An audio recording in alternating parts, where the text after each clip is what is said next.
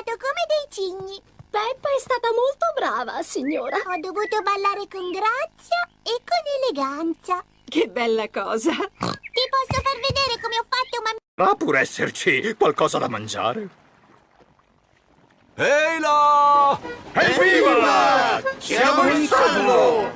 Capitan Cane ha salvato i nonni.